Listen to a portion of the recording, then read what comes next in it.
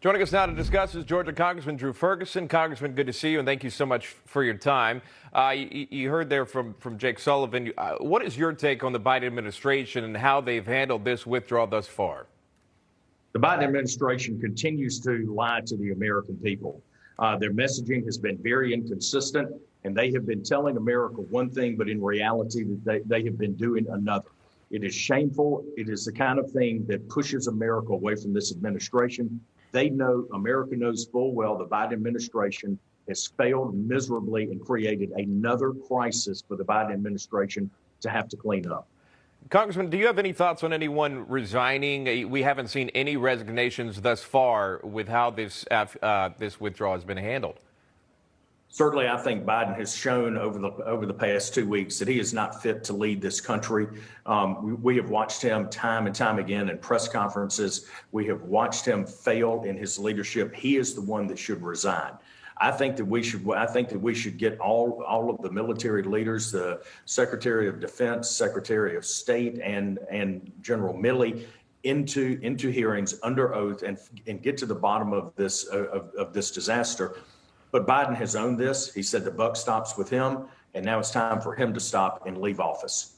I want to play this for you, somewhat of new news. The press secretary, Jen Psaki, responded when a reporter asked about Biden's phone call with former Afghan President Ghani, trying to create an illusion that all is well with the Taliban and the Afghan government, and here's how she responded.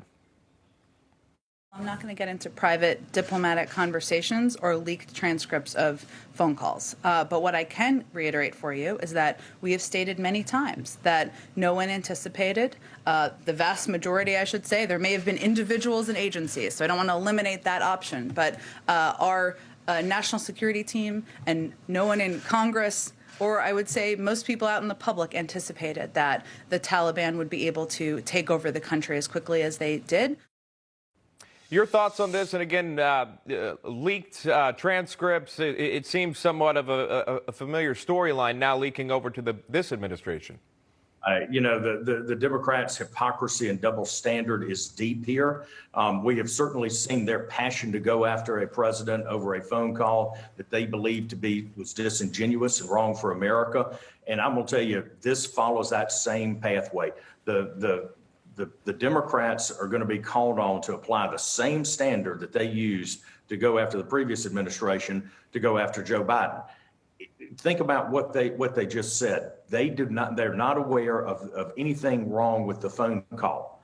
Yet, the hypocrisy again is deep, it's rich, and we call on the Democrats to pursue this and find out and get to the bottom of this, what is apparently another deception of the American people. And it doesn't stop there. There are a lot of critics are hitting hard on the possibility of working with the Taliban to fight ISIS-K. This is something that you've heard from the Secretary of Defense and General Milley and their joint press conference. How does that run through your head, working with the Taliban, the U.S. and the Taliban, and to do whatever they can to beat ISIS? We're coming up on the 20th anniversary of September 11th. And the tragedy and the loss of American lives there, and it was burned into the American psyche and into our souls because our homeland was invaded. We now, once again, dealing with these same terrorist organizations, have a loss of American life. 13 servicemen killed, others wounded, hundreds of Afghans killed, citizens killed. And it is burned into American psyche once again, not only because of the loss of life, but because of the dearth of leadership.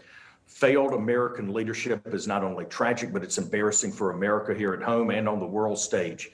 Joe Biden continues to lie to the American people about what he knew, how this went down, and what the outcomes would be. And once again, it's time for his resignation. Those 13 service members that you mentioned lost their life in Kabul in that suicide bombing. There are reports that House Speaker Nancy Pelosi would not allow their names to be read in the House. Is that true? And why would she not allow that? I have not heard that report that those names would not be read on the House floor. But I can tell you, every American grieves with the Gold Star families. Every time we have a loss of American servicemen anywhere in the world, it is a tragic loss for this country. And every one of those parents knows the tragedy that has become their family it will be felt for the rest of their lives. But they also must know that America deeply appreciates the sacrifice and the commitment to keep America safe over the last 20 years and free from terrorist attacks in Afghanistan. Absolutely. Our thoughts are with those Gold Star families today for sure. Congressman Drew Ferguson, thank you very much, Congressman. Thank you. Still ahead.